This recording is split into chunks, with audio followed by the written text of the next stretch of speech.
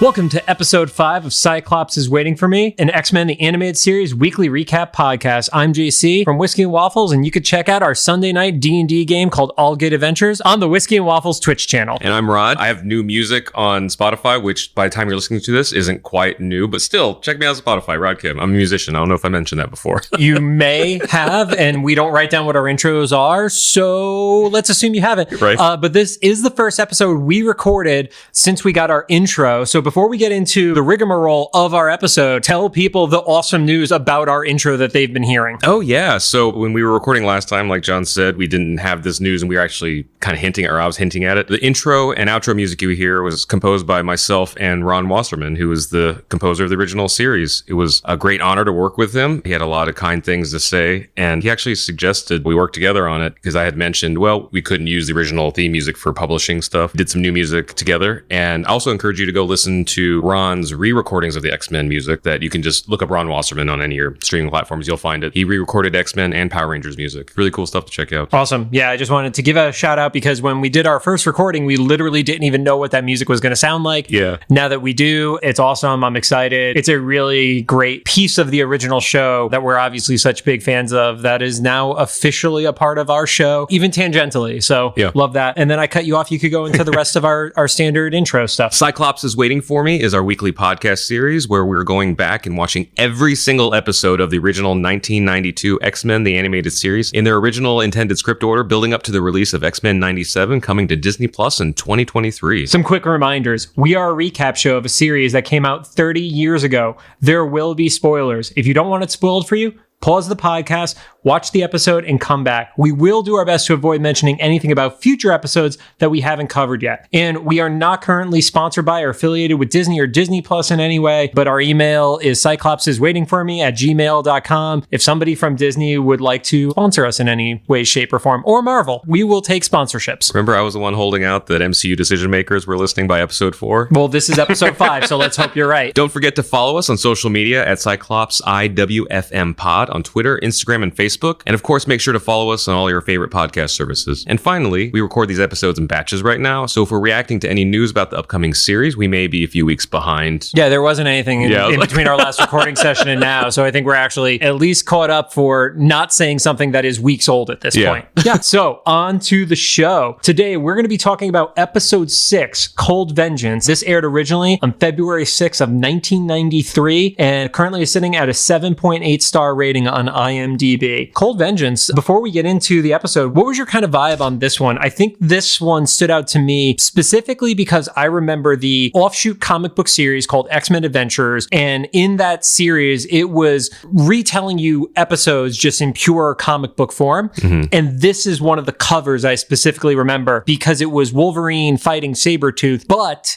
it was with other characters behind them, which we know doesn't happen in the actual episode. Yeah, I wasn't familiar with the comic series, but it's funny because it reminded me of both a side quest and also your favorite show of all time, Book of Boba Fett. Which thankfully, by the time this airs, is over. I'm sure there's a name for this trope, but it's kind of the hardened, burnt out hero embraced by like an indigenous peoples and learning their ways and bonding with them. Also, when it started, I just assumed that he was in Canada because Wolverine. Yeah, I don't know enough about the Arctic, and we're not going to do research in the middle of an episode, but there are definitely tribes within the northern parts of Canada because they specifically said Arctic as opposed to like Alaska or something like that. Yeah. So, maybe then. Yeah. Okay. We are not experts on anything. I just want to emphasize that. I do have a note though that was exciting. Granted, it was part of the recap previous on X-Men, but they started the episode with the name of the podcast. Yeah, they did.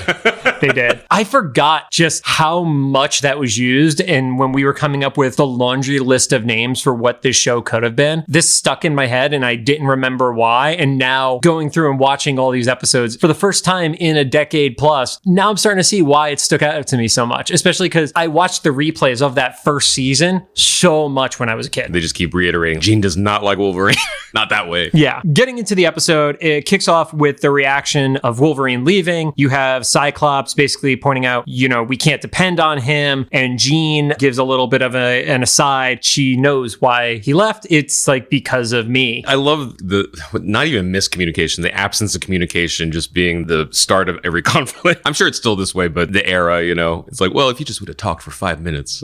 There are lots of things that could have been solved if people talked for 5 minutes. One thing I did notice was the continuity error with the picture, though. The previous episode where we talked about it, the picture was cut in half. This episode, the picture had a hole in the middle of it. It still creeps me out, and I'm going to emphasize this anytime the picture comes up, that he has a picture of Jean and Scott together that he's like lusting over, as opposed to just him lusting over Jean, end of sentence. Which I didn't think of till just now makes the single hole in the photo a little dirtier if you think about it, if your mind is there. Moving on. But also, Cyclops just opens up the episode just 100% asshole again. Yeah, it's really interesting to me looking back, because when I was growing up, I distinctly remember Scott being one of the characters that I like, collecting cards, collecting action figures, watching the show. In the 6-person Konami video game, I would always pick Cyclops. And now looking back, I'm like, this dude sucks. Yeah. He doesn't give any thought. Why would he leave? He's such a hothead. He does it several times too. So we jump over to Wolverine, who's skiing in the glaciers. There's a no place like home quote, something along those lines. And then there's an exploding ice bridge. One, I didn't know ice bridges were just that common a thing, but there's like multiples of them in this episode. Yeah, and Sabretooth is setting them off with like a remote detonator. Yep. Sabretooth, of all people, needs, I don't want to judge because I'm not a supervillain that you know of. It's just funny to be, you have this like big, like 8-foot burly dude, and he chooses remote explosive. It's weird. There's nothing wrong with it. It's just weird. And that's the noise of me opening the White Claw, because Rod decided to allude that he's actually a supervillain. So the bridge explosion happens. Sabretooth makes some kind of comment that you've gotten too confident. You never would have let me get this close 10 years ago, kind of giving more credence to how long the two of them have had this rivalry between them. Yeah, so we're finally getting a picture of how long maybe it's been since a lot of these rivals have seen each other. Because I think you guessed last batch of episodes we did that Magneto and Xavier probably been about a decade or more. Yeah, and then the two of them fight, and what I actually think may have been one of the most violent individual like moves in the entire series, at least so far, is the headbutt from Wolverine to Sabretooth is pretty brutal. And if you know anything about the standards and practices of how fights can happen on children's content, you don't see a lot of like punches, you don't see a lot of kicks, but the headbutt apparently must have gotten through standards and practices, because that thing looked brutal when he hit him. Yeah, and he's like basically a bowling ball of adamantium hitting Sabretooth. Yeah, his head is harder than a rock. Like literally, that's not hyperbole. It's literally harder than a rock. So getting that smashing into your face, maybe that's why Sabretooth's face it's not just the animalistic side of him, but he's taken some headbutts from Wolverine in the past, and that's why he's all scrunched up. Yeah. So through the course of the fight, Wolverine ends up getting thrown into the water, and then he is able to pull himself onto a floating ice block. We'll actually mention this. It is very interesting that Wolverine is able to swim as adeptly as he can. We just talked about how his head is literally harder than a rock. It's because his entire skeleton is laced with adamantium. So he's heavy as hell. I know in the comics, you do see Wolverine swim a little bit, but it should have been a little bit harder for a dude who was kind of like knocked unconscious and stuff like that, maybe. That is actually where they allude to the fact that it is the middle of the Arctic. It could be seen as, is he in Canada? Is he Alaska? Wherever. At least this kind of gave us an indication. Yeah, I thought it was funny that Sabretooth expected cold water to kill Wolverine. And then you brought up the good point about how heavy he was. There's a whole myriad of other things that should have been the thing. His weight, the metal in his bones, whatever. And Sabretooth is like, oh yeah, the cold will get him. It was kind of funny to me as an adult watching it now that him getting away on the iceberg, or the ice block or whatever, was acceptable. Mini iceberg. Let's go with mini iceberg. It was acceptable to Sabretooth. Yeah. It was like, you went through all the trouble to set up those explosives on an ice bridge, and then you're just gonna be like, oh, next time. And the fact that he didn't have a boat or something nearby, like, he's like, all right, well, my master plan kind of sucked. Yeah. Yeah. So from there, we go back to the school and we see Cyclops and Gambit fighting each other. Cyclops just fighting with everybody at this point. Yeah. So far in the show, he has fought with Wolverine. He's now fighting with Gambit. He's also fought with Xavier in like the first episode too. I noticed that there's an ongoing theme now, and I don't know if this was purposeful, that basically all the men are fighting. And so far, as much as I've noticed, most of the women are kind of neutralizing a lot of these conflicts. Granted, most of the fights between the men are because of Cyclops. Yeah, it's It's funny because you would look at the characteristics and personalities, and Wolverine or Gambit are the ones who would quote unquote be like most problematic and likely to cause issues with a team. But instead, it's like the by the book Boy Scout who's actually causing the bigger challenges right now. There's an underlying message there. Yeah. Granted, Cyclops, we'll talk about later, kind of ends up being right, but it's the way he said it. Yeah. So what Rod is alluding to, what the fight started over is the rumor that Gambit has heard that the Genoshans have welcomed mutants to the island, and Cyclops doesn't trust it. The only problem I have on this scene is Gambit mentions hearing the rumor, and while Cyclops is like dismissing the rumor and the validity of it and stuff like that, Gambit doesn't tell him where he heard it. So I kind of understand where Cyclops is coming from. This is just a rumor. If Gambit says, well, so-and-so that I know is down there and telling me that it's great and they've been persecuted wherever before, then all of a sudden it's credible. But Gambit isn't exactly, he's not supporting his own case. He's just saying, yeah, this sounds like a good thing. That's probably too good to be true. Maybe we should just get a reference, like, or something. Yeah. So they come up with the cover of them going down to be tourists, and they head to the airport. Gambit going to the airport, still not in a disguise. Yeah. And also, Jubilee still registered with the Mutant Registration Act, right? And I know that they're technically dissolved. Well, I don't know what is considered registered when an entire database just lives on one hard drive that's Storm can fry with lightning. Good point. You're thinking of it from the 2022 lens of once it's put into the cloud, it doesn't go away without a real hacker messing with it. Because I was thinking you just had literally these three specific people in a large scale public fight, and one of them was specifically being tracked, and so you're just going to send them away to a rumored island. So let's take a step back, and for anybody who is under the age of 20, just remember at this time, the way that people would identify criminals was usually sending a photo through a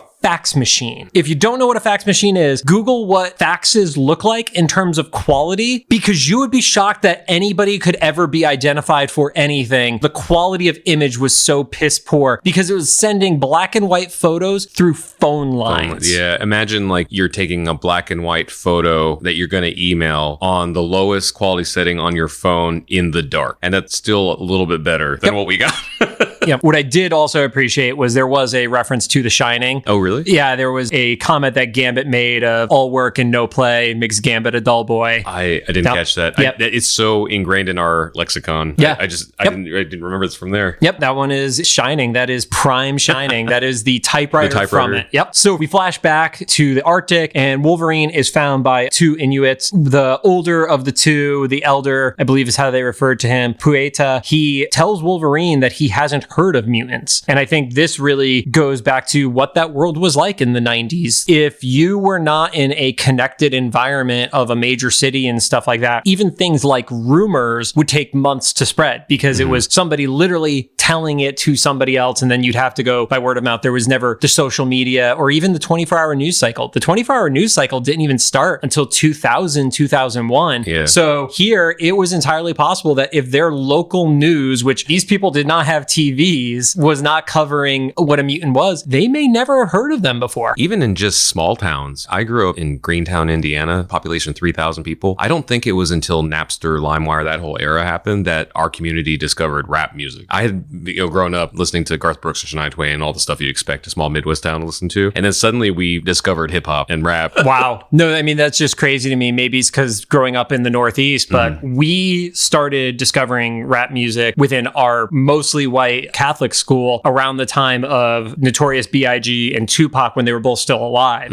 So you saying growing up on Shania Twain and then rap after it, it's like Shania Twain wasn't even on the radar when we were first hearing rap music. And it was around, granted, because we had record stores like Sam Goody and stuff, but because you'd have to save, $20 for an album or something? Yep. We weren't embracing it until you could steal it. Anyway, my whole point is like it wasn't as fluid of a news cycle, like I said. From there, Wolverine wants to repay the tribe for helping him and saving him and stuff like that. And he hops into one of their fishing boats, and the younger tribesman named Canuck, who is jealous of him already because of all the recognition that he's getting and such. They even, when they first found Wolverine, kind of showed a little bit of that pre-jealousy or something, because I think there was a mistrust there from the start. He wanted to turn him in for reward money, kind of see like where his thinking was. Yep. Wolverine shows him up without trying to maliciously show him up, where he throws the net in, no problem, and ends up having the biggest catch. Something that stood out for me about Canuck is if you actually look at the character design, he is wearing a Detroit Tigers baseball hat, and it's a different color scheme, but that was the classic Detroit logo, the fancy calligraphy style D, but it was like this brown tan color combo instead. But it's definitely a Detroit hat. Oh, wow, I didn't even notice that. Yeah. There has to be some story from the animator about that. Whoever did the design, like what that choice was. That's interesting. Between that and Seattle, it's the most northern U.S. baseball team. Yeah, right? That's all I got. So when they get back to the tribe, they're celebrating and they tell Wolverine that they want to throw him up in the air. They have this like blanket thing. I mean, I've definitely seen that happen, never in real life. Yeah. And the part that stood out to me is, again, Wolverine's entire skeleton is adamantium. Yeah. The people that are throwing others in the air are throwing people like 125-pound women into the air, not literal sacks of metal. Yeah, that's wild. Yeah, ever since you brought up the weight of the adamantium, I'm going to be watching for that now. Yeah. Also, during the scene, I think he was talking to Poyeta, and there's a cool quote there that was, "No man seeks peace so hard than one that does not have it." It's another example we keep mentioning about how they never talk down to kids. Yeah, it was actually like a moral moment of something to learn. And it wasn't even the simplistic, like, don't talk to strangers, kids, like we had gotten from G.I. Joe years earlier. Yeah. Jumping back, we see they arrive on Pan Air, which was a combination of Pan Am and every other airline that had air in it, to the Genosha Beach Inn. They have a nice blatant sign on the desk that says, "Ask about our mutant discount." And the clerk who's checking them in, this is where the lines of where technology existed at the time or not, has a clip from Storm transforming at the mall. It's a really close shot. And it's like, cool, what security feed did they have that off of? Because CCTV stuff at the mall, not that good at the time. Peter Parker vlogging. Yeah, exactly. It looks like he identifies her through eye recognition, which also stood out, and calls a contact and says, "Oh yeah, we got somebody for you to pick up," essentially. I couldn't figure out exactly what was happening there. I guess it was just a nebulous technology enhance. Yeah. Because like you said, they destroyed the quote unquote database on that single computer monitor in an earlier episode, and now they're just pulling up. But it's funny because the thing that I was kind of critical of before, I was like, well, they destroyed the thing, and now it's happening. Well,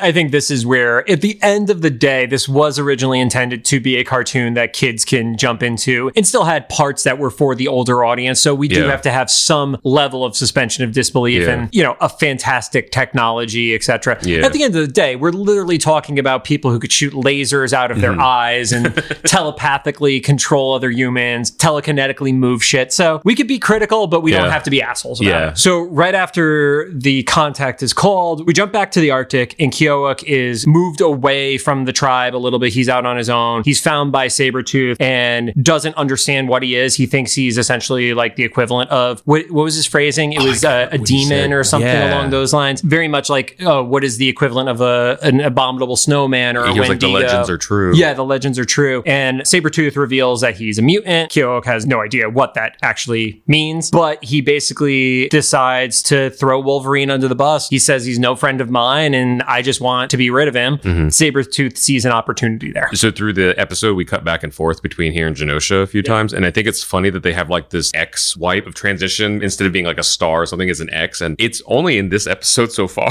Like, we haven't seen that yet. And it's only between these two places. Basically, all the Genosha cutaways are just showing Storm, Gambit, and Jubilee like settling in. Jubilee keeps talking about wanting to get in her swimsuit. But every time they cut back, we see like a little bit of them kind of being found, but they don't know it yet. Yeah. Canuck takes Wolverine out on the open sea. As they're out on the open sea, they have a little bit more conflict. It looks like they're ready to have a quick fight, or Canuck thinks he has a chance of fighting Wolverine, and Wolverine cuts his fishing spear in half with his claws. Oh, yeah. And there's a explosion back at the camp. When that happens, Wolverine lets out sort of the like, there's no peace for me, not even here. And they get back to the remnants of the village, and Canuck basically owns up that he was just trying to get Wolverine, and it didn't work out the way he was hoping to. Yeah. Yeah. He didn't think it through. It was just a distraction for Sabretooth to take the village, which we'll find out soon is hostage, and destroy it. So there's a very awkward transition shot where from the burning village, it goes to a landscape shot in the day and then transitions to that same landscape shot at night,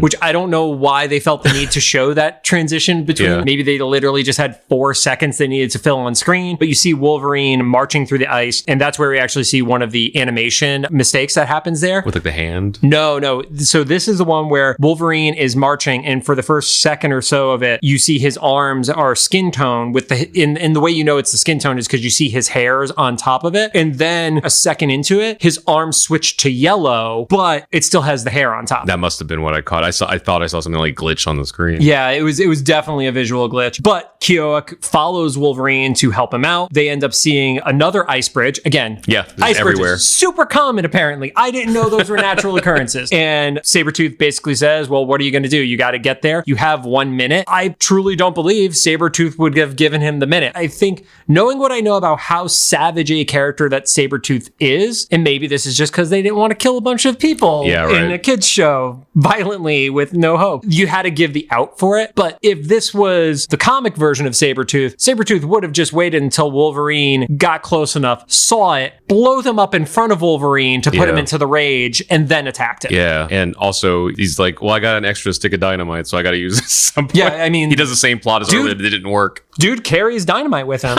Wolverine lets out a really important quote that I don't remember if this ever fully pays off, but it's one of those things that could, and I think it's a great quote. I don't want to fight you anymore. I don't care who started it. So yeah, it's kind of shown like the growth that Wolverine's had since, I don't know, the last time we saw him?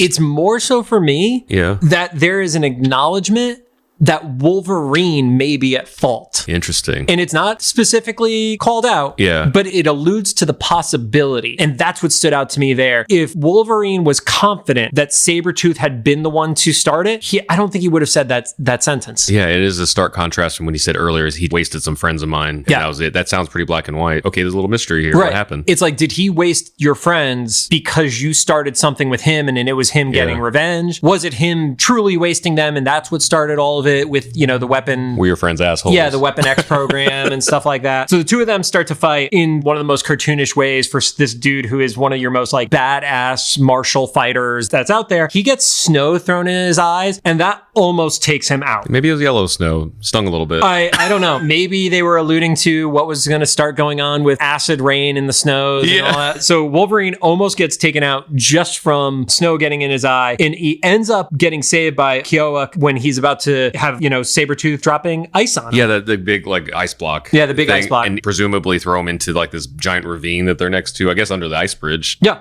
Fucking ice bridge. That's also out there, which I'm thinking too hard about this, like you said, for a kid's show. If there's a ravine right next to all the water wouldn't it just be water? No. Nope. We're thinking too hard again, sir. Thinking too hard again. So the save happens. Sabretooth charges. Wolverine, very like pro wrestling style, just ducks under the charge. And that leads Sabretooth to go careening off the ledge. And then Wolverine just like, oh, that's good enough. Yeah, they don't check. So Wolverine, Canuck saved the people. It definitely took longer than a minute. So Sabretooth's timer, apparently bullshit. Yeah. Oh, I didn't even think about that. Definitely longer than a minute. Yeah. Yep. I don't know. Sabretooth maybe was counting and was going to hit the button himself. Yeah. 90s tech kids. Sabretooth, not great at planning. And then Wolverine goes back to want to help the tribe rebuild. And Pueda says, no, it's time we move on. A lot of the younger ones want to move into the cities. And it's kind of a sad evolution that's a part of this larger mutant story is evolution isn't always good because there are going to be the people who want to maintain the ways of the tribe and things like that. But Pueda doesn't, he knows he can't prevent the younger members from growing, evolving, and acclimating with what this new world is turning into for them. Yeah. Including being Detroit Tigers fans. He's like, first thing you need to do is pick a better team. Yeah. I don't know anything about sports, so don't come for me. It was cool that he came to that understanding, and it makes sense because before meeting Wolverine, he didn't know what mutants were, and then suddenly he's witnessing this battle. And he's like, this is just the no pun intended, tip of the iceberg. Then get out. You're off the podcast. I didn't mean Mother. Until I thought about it. Yeah. But he's like, this is clearly out of my hands. I want to know where the elders were going, because it makes sense for the kids to move to the city and stuff. Are the elders also just moving to the city and figuring it out? I don't see how they don't. I mean, it would probably be one of those scenarios where the younger members are getting regular day-to-day jobs and such, and you probably have the extended family style household type scenario. That sounds like a CW series to me. It's trying to make it in the big city in the 90s. I mean, it can't be that different from like whatever that Amish reality show was. Yeah. And just remember, this was all out before reality shows were a thing. Did we have Real World at that point? If we didn't, it was coming very quickly, because I remember it. This is kind of a boomer thing to say, but I remember when MTV showed music. So it came out the year prior. Oh, okay. 1992 was the debut. The first season of The Real World was airing as this show was being animated. And this animated reality show would still have been more realistic than the reality shows we got. Yeah. 100%. So for our final jump over, we see the Bungalow, that Storm in casual wear. Jubilee was in like a long sweater, which doesn't make sense on a beach. But she did make a lot of comments about wanting to dress up and stuff. So I guess maybe that was an allusion to that or something. Yeah, it just seems like that's too warm. And as she's going into her room to get changed, a bunch of metal sheets come down over the windows. A knockout gas starts to go in there. And then we see the militarized It's like group. A small army. Yeah, this anti-mutant army pops up. They have mech suits. So that's what those were? I was like, are they some variation of the Sentinels? No, I don't think so. Makes sense. Because I don't think you would make a variation of a Sentinel that isn't just another Sentinel. Yeah, exactly. Yeah. So I'm going to go with those were mech suits. Yeah, that makes sense. And they have this like green and tan color scheme and stuff like that. Storm tells Gambit not to endanger human life when they're being attacked. That was an all caps note for me. It was like, we can't endanger human lives. Like, what about your lives? Because it's literally a small army against 3 of you. And then from there, we get the reveal that there are Sentinels down there too. That was cool. And our trio gets trapped. Yeah, and then to be continued. For me, to be continued is a part 2 scenario. But I think because this was one of the series that was very into sequential storytelling, to be continued meant don't just watch these as standalone episodes that don't have a strong continuity between them. This was you need to keep watching every week or you're going to miss stuff. Okay, yeah, because I was wondering if there was like some sort of continuity to it, because I felt like, at least in the batch that we've watched so far, that it was kind of inconsistent about when we got the to be continued. Yeah, it did feel inconsistent, despite the fact that from a continuity perspective, they all are so tied into each other of like events of one episode ending and leaving you on the next week cliffhanger kind of scenario. But yeah, that was everything that we had out of this episode. It went to your favorite outro, was the 3D spinning version of the characters. Really cool. Just wanted to point that out. One of the things that Eric Lewald talked about in his book, this was one of the times where he was very excited to split the groups up into smaller teams, and Wolverine obviously solo, but then Gambit, Storm, and Jubilee, because it helped them having smaller teams for a tighter and more manageable story. So that's why we were able to get so much out of the two, because we didn't have certain characters at all, even in the episode. There's no Beast in the episode at all. Aside from that danger room scene, we don't see Cyclops and Xavier. So it lets us actually hone in on people. And that seems to be a consistent trend with what they were doing in the And I imagine that also helps with the power balance too, because if you only have Gambit, Storm, and Jubilee on Genosha, then that helps you tell a story without just being like, well, why didn't so-and-so just do something crazy? Because Cyclops was right. Yeah. That's what sucks. It's like, he does suck when Cyclops is right. I'll say his concern was right. Credit to him there that they should have prepared a little bit more than just going on vacation. But yeah, fuck that guy for the way he said it. Well, Rod, we've hit all of our major points to the episode. Was there anything that you put down in your notes? I know Storm's quote of "we can't endanger human life" isn't as good as some ones from other episodes, but any closing thoughts from you? It was just kind of a little bit of a side quest, but still kicks off like the next big conflict that we're about to explore in the next episode. Yeah, and for those who don't follow the comics as tightly, Genosha is a major factor within the X-Men universe, and the expanded story of Genosha goes so much further than what the animated series is ever able to do. It gets freaking crazy in the books. I will say that I don't remember Genosha and this whole scenario being introduced so early on. It's just one of those emotional memories as a kid. It felt way into the series for me for whatever reason, probably because every week the show would air, so this is probably a couple months later. Agreed. And without spoiling anything from the particular episode, there is an episode later on that is a Christmas special. And if you had gun to my head asked me what season that came out on, I would have said it was season 1. Yeah. Yeah. And without having the reference of all the episodes in front of me, it was either season 4 or season 5 of the show. Yeah. And I could have sworn that was season 1 because I saw it so many times. And even just we were looking at the list of episodes coming up. We're like, oh, that happened? Yeah. So early on? Okay. Yeah, there are a lot of major stories that happen in season 1. Mm-hmm. All right. Well, thank you for joining us. If you have any thoughts, make sure to drop them into the comments for either the YouTube upload of the episode or the official Instagram post of the episode. Trying to make those pretty easy and clear for everybody to find. And if you like what you heard, we'd appreciate a rating on the podcast app of your choosing. You can find us on Apple Podcasts, Anchor, Spotify, Google Podcasts, CastBox. And then as soon as I figure out how to make the other ones work, I don't know, maybe by 2023, we'll be on Stitcher. Oh, great. Yeah, you're doing a great job. I don't know how any of that works. Yeah, just so you guys know, the way that this is set up as a show, I do a lot of the social media aspect, the upload and stuff like that. Whereas Rod is the one who's actually taking this audio, getting rid of all of our ums, ahs, and then the freaking racetrack that is in front of my house that we have awkward pauses when we're recording. He cleans all that up for everybody. So that's everything. Thank you so much, everybody. And I don't think I'm going to take that suggestion for the outro phrase that somebody left. Oh, I saw. Sorry, Doug.